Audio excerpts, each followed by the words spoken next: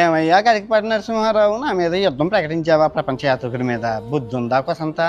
అంత పెద్ద మనిషిని పట్టుకొని బుద్ధుందా అని అడుగుతున్నావు. అసలు నీకు బుద్ధుందా? వీ టాపిక్ డైవర్ట్ చేయడానికి ఎంతమందినో పట్టుకొస్తున్నాడు. మొన్న సీతమ్మని అన్నాడు, ఈ రోజు ఏమంటే చాగంటి కోటేశ్వరరావు గారు అన్నారు, బత్తాయి అని హనుమాన్ మాలేసుకున్న వాళ్ళని అందరినీ అంటున్నాడు. ఇప్పటికీ కూడా హిందువులు రియాక్ట్ అవ్వకపోతే ఏం చేయలేము. నీకు నా జన్మరహస్యం ఏంటో తెలుసు. నేను ఎవరిని అనుకుంటున్నావు?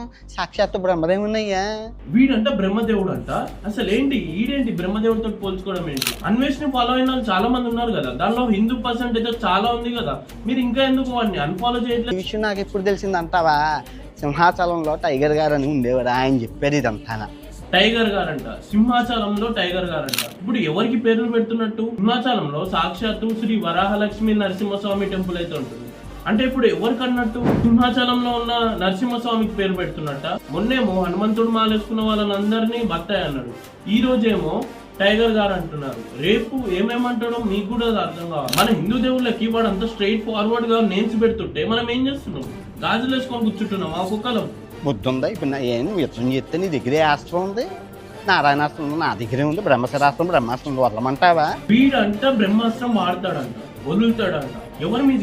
ఈ బ్రహ్మాస్త్రం అంట గరికపాటి వారి మీదకైతే వదులుతాడంట. అసలు ఏమనుకుంటున్నాడు వీడంట? బ్రహ్మదేవుడు అంట, బ్రహ్మాస్త్రం వాడతాడంట. అంత పెద్ద ఆయనను పట్టుకుని ఏమేమో మాట్లాడుతుంటే అసలు రాతలు రాసేది నేనే. చెప్పమంటావా? నువ్వు ఇప్పుడు పోతావో?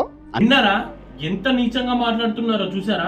వీడంట గరికపాటి గారు ఎప్పుడు పోతాడా అని చెప్తాడంట. అంత మంచి పెద్ద మనిషిని పట్టుకొని వీడు ఎలా మాట్లాడాలనుకుంటున్నాడో వీడికి కూడా తెలియాలి. వీడు ఇలాగే రెస్పెక్ట్ ఇవ్వకుండా మాట్లాడుతూ ఉంటే ఈ పరిణామం ఎక్కడికో వెళ్తుంది.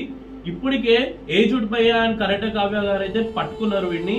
తప్పకుండా వీడికి శిక్ష పడాల్సింది. అసలు ఇక్కడ మీకు అర్థం కాని పాయింట్ ఏంటంటే, వాడు ఇండైరెక్ట్ గా ఏమేమో మాట్లాడుతున్నా కొంతమందికి అర్థం కాకపోవచ్చు. ఇక్కడ నేను క్లియర్ చేస్తా.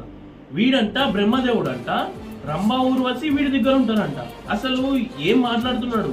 మన హిందూ దేవుళ్ళని ఏం చేద్దాం అనుకుంటున్నాడు? వీడికైనా అర్థమవుతుందా? అంత నీచానికి దిగజారాడంటే మన హిందూ దేవుడిని గౌరవం ఇవ్వకుండా మాట్లాడుతున్నాడు. సరే సజ్జనార్ గారు, మీరు తప్పకుండా యాక్షన్ తీసుకోవాలనుకుంటున్నా ఈ విషయం మీద.